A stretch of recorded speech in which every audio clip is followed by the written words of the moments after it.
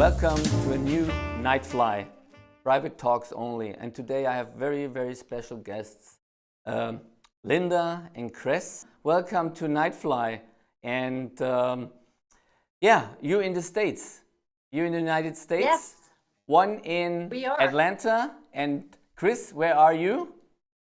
Just south of Salt Lake City, so Wow. out on the western side of the United States. Wow, we're spread out over the country.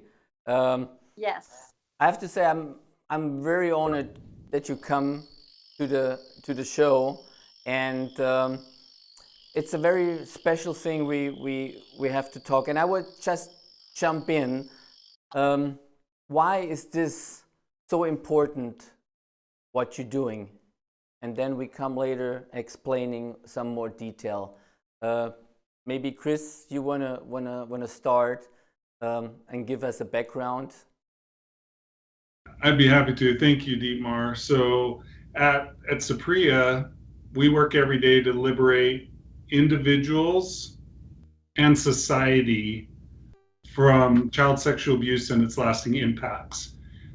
Your question, why is it so important? Why does it matter? 1 in 5 children are sexually abused before they turn 18 years old. And though the statistics may vary a little bit from country to country or region to region, they're largely similar across developed and underdeveloped areas throughout the world. So it's impacting our world in a significant way, and the lasting impacts of that abuse, which we may be able to talk about later, really disrupt an individual's life. So it's important to focus both on reducing the likelihood that someone will be abused and helping those that have been abused to learn how to heal. So that means, well, 1 out of 5 is quite a big number if we adding this up. Where are these numbers coming from? So let's start from the global perspective first. UNICEF estimates that just under 300 million children under the age of 18 are currently impacted. Just let that digest for a minute. Just under 300 million children currently are being impacted.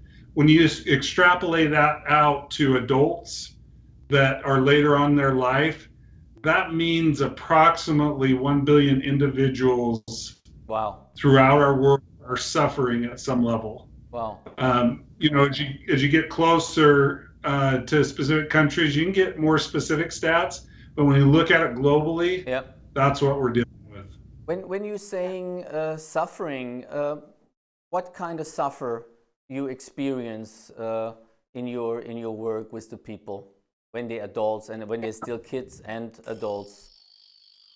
Yeah, so let me just give you a few stats that really highlight this. 85% of child sexual abuse survivors have at least one diagnosed mental health disorder by age 30. They are 40% more likely to drop out of school in their growing up years. They're 20% more likely to develop an alcohol or illicit substance addiction. They're 3 times more likely to attempt suicide.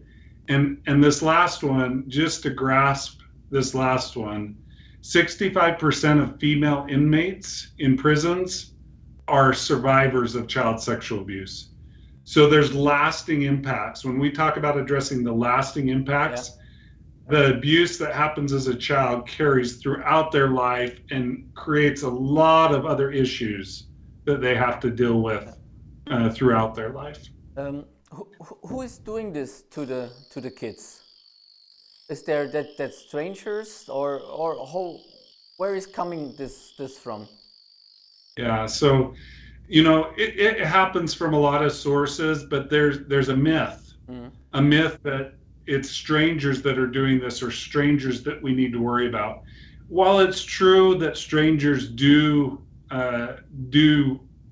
child sexual abuse, 80% of child sexual abuse is committed by someone that the child knows.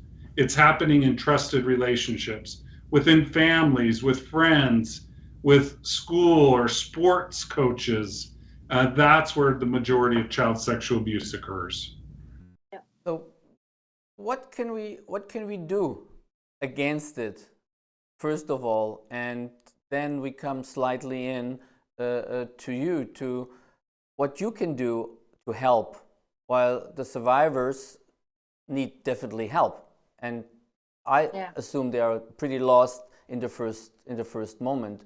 And I think I have heard a lot of stories that even a lot of people don't believe them in first place when something has happened and they acknowledge somebody, even the parents. They cannot believe that this has happened. So what's your experience? I would like to cover it from a high level, but I think this would be a good one for Lynda to weigh in on as well. So at the highest level, here's what we need to do. We need a two-pronged approach, which means we need to help adults who have been abused as children heal. Because a lot of abuse continues through families and through generations. So we need to help adults heal that were abused as a child. The second thing we do, the second prong to the approach, is we need to empower primary caregivers, which is usually a parent, with education to reduce the likelihood that the current generation of children will be abused. The good news, Dietmar, is that we have the tools to do both of these. Okay. We know how to do both of these. The biggest thing we've got to do is get the awareness out. Lynda, I'm sure you have some thoughts on this one. Yeah, and I think, Chris is spot on. The awareness and prevention, I mean, our ultimate goal, if we could just have our top priority met, would be to prevent any other child ever from being sexually abused. The only way that we can keep even getting close to that target is by educating and raising awareness. And a lot of people say, well, what does that mean? I'm a mother, and I have a 21-year-old in college here in the U.S. And I was a little embarrassed. I thought I had done a great job of protecting her and having the right conversations with her. And recently, my staff went through our own Saprea training on how to have a conversation with an age appropriate, but with a small child, to, as Chris said earlier, empower that child to understand that they have the ability to protect their own space. They are authorized. And as a parent, for you to tell your child, this is your personal space around your physical body, and you have the right to decide who invades your space, that's a powerful understanding. And I didn't do that with my daughter. Now, I was probably overprotective in who she was around and who she could spend the night with and all these things that we do as parents. But I used the wrong words, and words matter in this situation. I used the wrong words.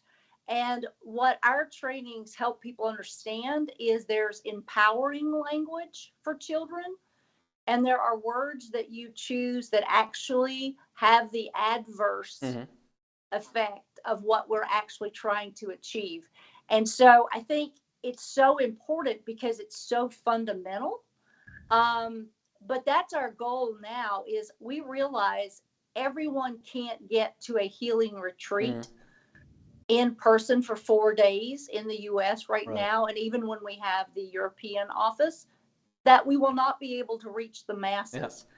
But what we can do for those who do not have that opportunity is we can teach through our prevention and awareness programs, and we can take those to the world and help people to get the message out so that we can really impact on the prevention side. It's really online. You can do a lot of stuff also online, so you reduce maybe all the content, what you're doing, and compress all this information that people can really have this information online if they cannot travel. Yes. My question is, did I hear this right, Chris? That there is a kind of history through families, if there was abuse in a certain status, that this comes again, or is somebody who was abused is doing this? Yeah. Okay. Yeah. So, Dimar, I'm glad you caught on to that. And let me just share a statistic around that. A child whose mother was sexually abused is 3.7 times more likely to be abused themselves. And that's not because mom is abusing them. It's because mom's dealing with all those impacts that I shared earlier, whether it's a mental health disorder, or maybe it's an issue with substance abuse. It creates an environment where risk is higher for the child. Yeah. Yeah. And so it's very cyclical and tends to be passed from one generation to the next. Wow. And I don't get me wrong, Dietmar, even if mom hasn't been abused, a child's still at risk and parents still need to intervene. But for those families that have child abuse in their families, which is many, if not most of us, the risk is even higher. Wow. Wow. And is this only women, or what is boys, men's similar numbers, or is this really focused more on girls and women? So I'll share the stats, and I think this is another one where Lynda ought to weigh in and share a few things. So the stats for men aren't quite as consistent, meaning you see a broader range of stats in research. A big part of that is for men, they deal with more shame in disclosing their abuse. So it's really hard to know for sure, but we will see in studies anywhere from about 1 in 5 to about 1 in 20 men are sexually abused. The most consistent studies put it between about 1 out of 6 and 1 out of 10.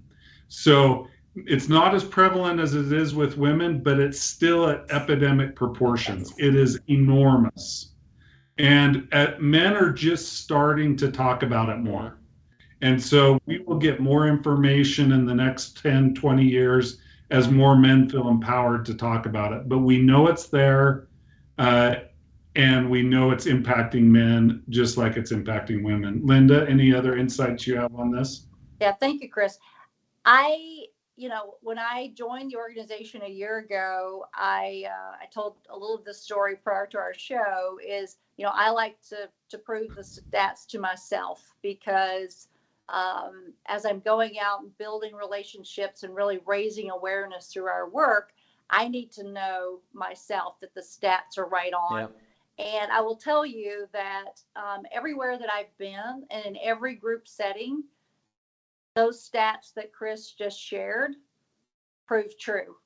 And with men, to his point, they don't talk about it and they don't feel empowered to talk about it. But if you bring up the topic and you ask, most of them will share. And, and it's unfortunate because they suffer from the same long-lasting symptoms that females do. And so as a society, we have not done a good job of creating a platform for them to be able to be transparent and share. So this is one of the areas where we're really focused as funding becomes available. We can talk about that later, but as funding becomes available, this is an area that we really want to bring to the surface and start to offer just as many male services as we do females, so that we can make it easier for men to be able to get the help for the trauma that they've suffered as well. So basically, that means women talk earlier about it and maybe more open, quicker. that means in the other way that man's suffering much more and longer and maybe never clear that problem and have a free life, mind, or whatever. So that's Yes. pretty hard. Being, let's say, strong, trying to be strong, but it's actually the opposite. It's destroying a life, having this in your head all the time. So that's Yeah, and Denmark, if I could just add to that for a moment, probably listeners would think, oh, well, these men, I don't know that they would be really highly functioning, successful men. That is absolutely inaccurate. Some of these men are high-level executives. They are very successful in their careers. They look to the outside world to have everything, right? They've achieved everything. They look like they are thriving, and yet inside they're not. This struggle continues. And we talk to so many who are older in age who are still to this day dealing with the trauma from these issues that occurred, when they were either small children or even young teenagers. So what is Supriya doing directly now? How you we talked about the retreats. How many retreats and how you set this up, and how are the people, women in the moment, are welcomed in that retreat, and what process you going there, and who is involved, so that they feel comfortable and get all this knowledge and information that they need. That's a great question, Dietmar, and I'll cover quickly our current services, including those you asked about. Then I think it would be good for Lynda to maybe share a little bit of things that we're working towards, as that's her area of focus. So currently we offer 5 services, 3 on the healing side and 2 on the prevention side. On the healing side, we have our in-person retreats. You mentioned those. Those are for adult women who are sexually abused as children. And that particular service is an in-person service available at 2 locations in the United States. We do have people come from international locations because our services are free of charge. They are responsible for their travel to get there, but it allows them to do it without any additional expense beyond the flight. So about 6% of our clientele have come from international locations. That's a 4-day in-person program followed by 9 weeks online. Our second service is we provide what we call support groups. So these are support groups that are led by survivors for survivors. This is a service that is currently available both in the United States and internationally. We have quite a few countries within Europe that have support groups that have been started within Europe. And those services are currently available. And individuals in their local country can start one themselves as well. We provide all the professional content. They form their groups and provide the support to other survivors. The third service on the healing side that we offer is what's called our online resources. These also are available anywhere in the world, and these resources are designed to be consumed from the comfort of home. So they're healing activities that you can engage in at home, and those are available through our website, Saprea.org. Okay. On the prevention side, we have 2 services. One is for parents and primary caregivers to learn how to reduce the risk of child sexual abuse from the comfort of their home. So just like on the healing side, we have an online resource section for prevention that is designed to be consumed from home in microlearning. The second one for prevention is community education classes, where again, it can be consumed anywhere in the world. We've provided the resources to professionally present materials to a group. And anybody can facilitate that course within their group. So a parent group, a school group, a faith-based group, a government group, anybody that would like to do that can use our resources with their community. That's great. So those are our 5 existing resources. There's one, and I won't steal Lynda's thunder too much, that is just moving from pilot to production. And that's what we call our healing webinar.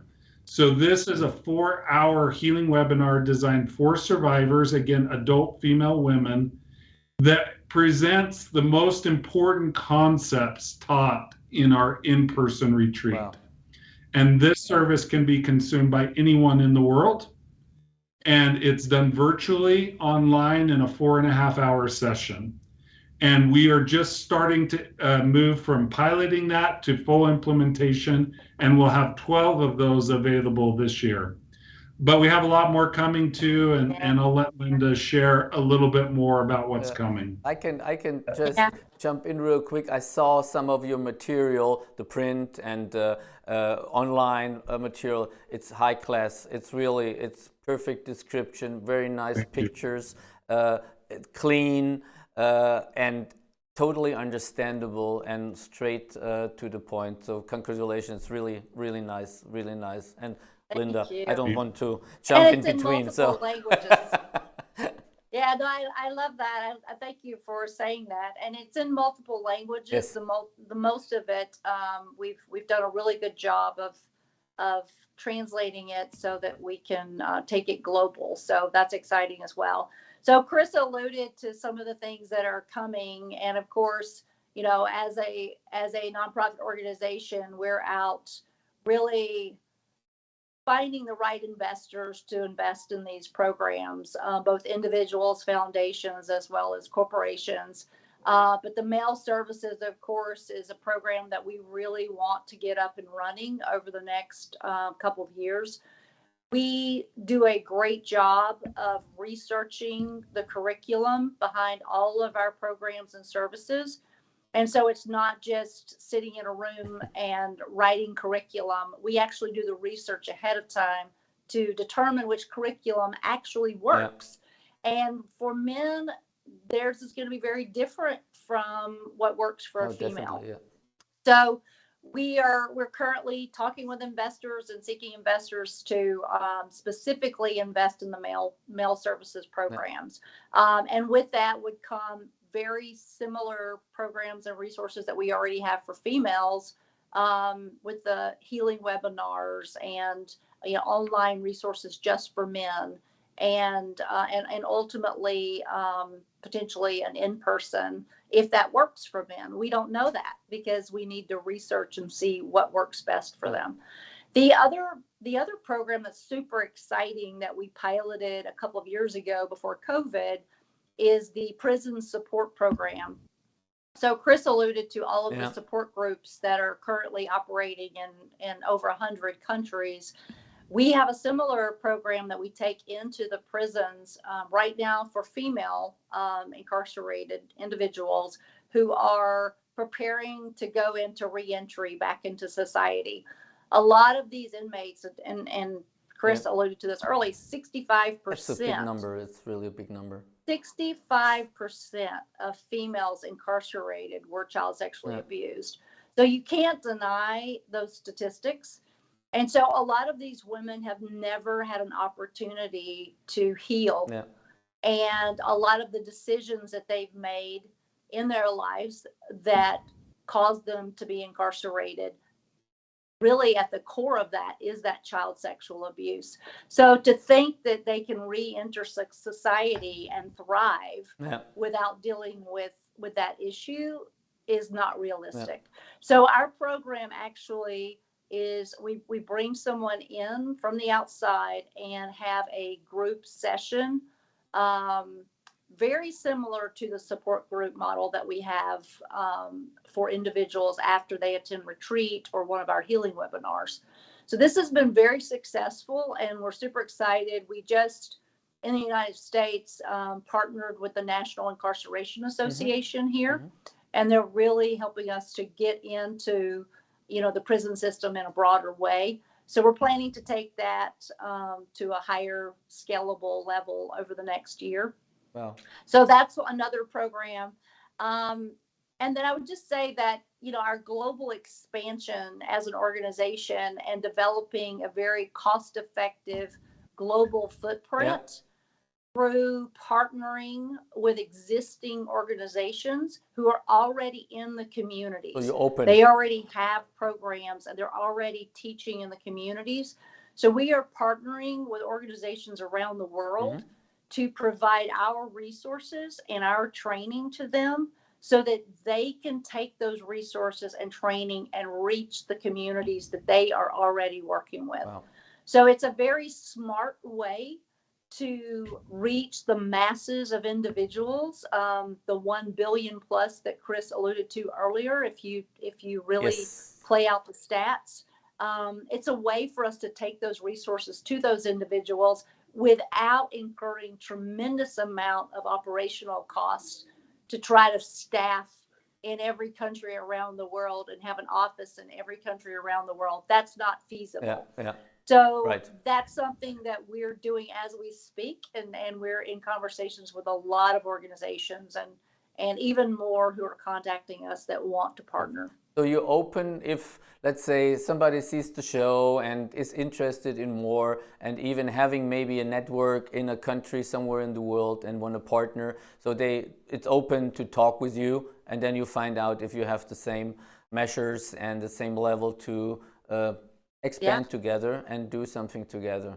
Okay, that's great. Absolutely. Absolutely. If we're all about impacting lives and changing lives, and the only way we can do that is to take all of these great resources and heavily researched programs that we've developed over the last years and share them with the world. And so for us, it's about how many people can we impact positively and give them their lives back. Well, actually, you invested a lot of money in the past. Everything was financed more or less in-house out of the group, the company, and so now it's the next step to get bigger and take people from the outside to help to expand and strategically helping together, but with investors. But the past was out of the, let's say, the own pocket. Yeah, our founders were tremendous in that when they decided to start this work, they knew that they wanted to invest heavily in getting the services and resources right. So over the last 6+ years, we've been doing that.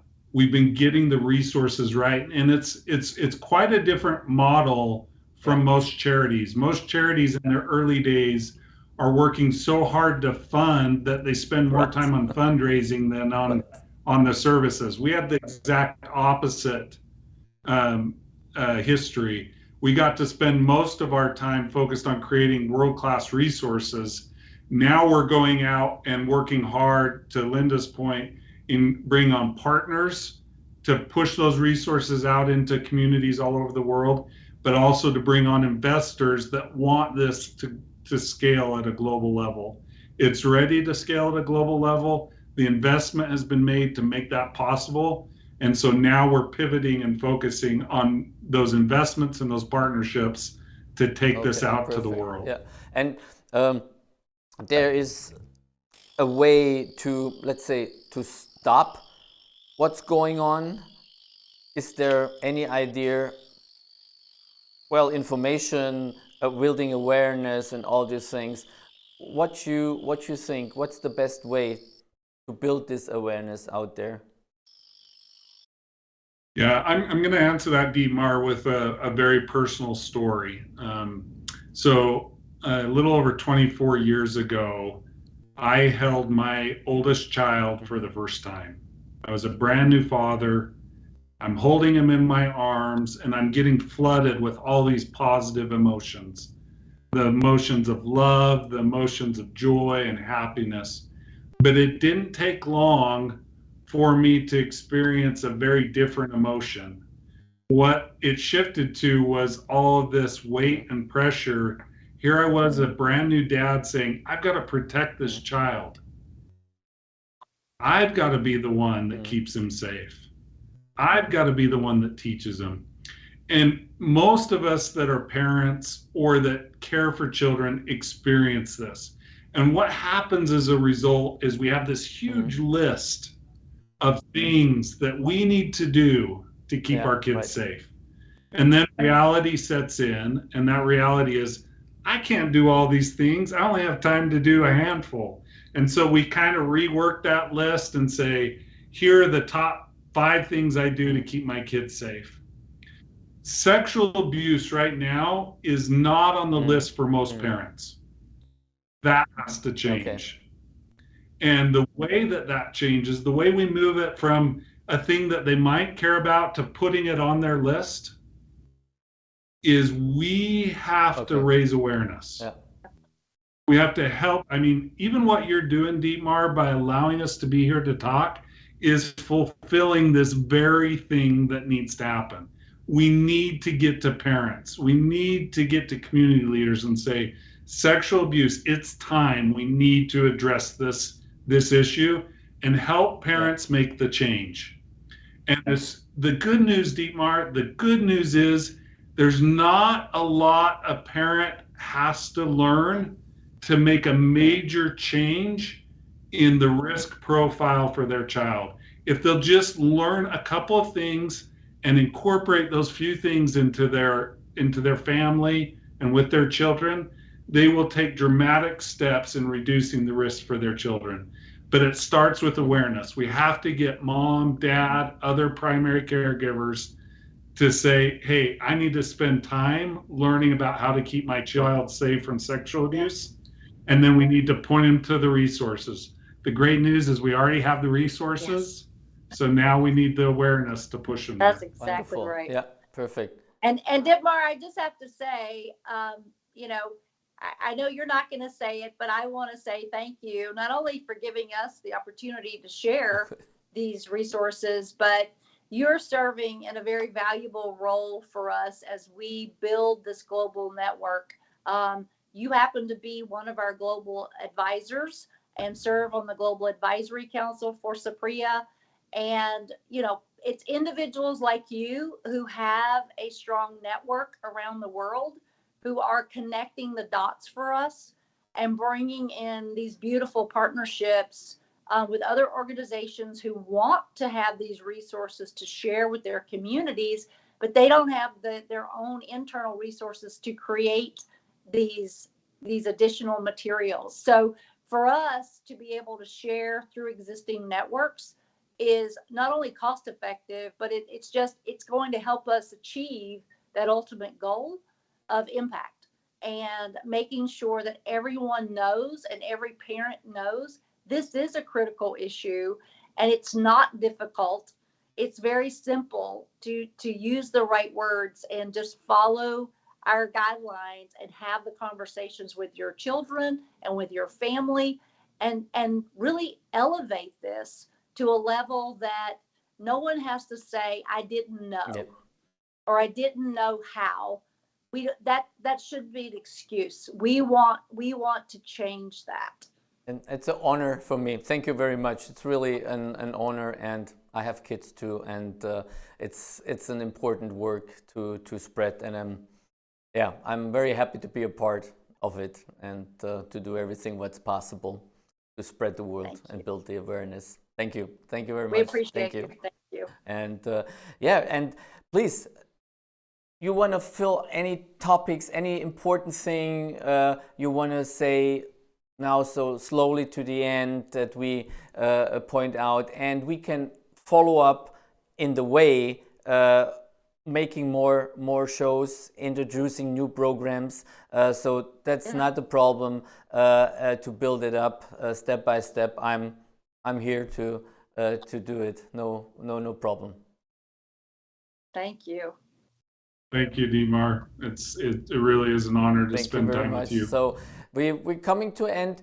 You have something important you want to give to people to maybe a little thing what builds awareness, a secret what you know, and a lot of people have to learn, or where they maybe can watch in first place, and if they hear something, please. I'll share a couple of things really quickly, Dietmar. The first is a message to everybody out there that is a parent.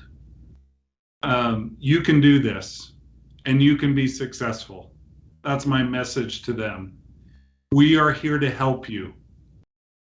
We're not here to tell you exactly every little detail, but we will give you the key things you need to do and use as a parent that will help you be successful in keeping your kids safe from sexual abuse. And I want parents to feel hope.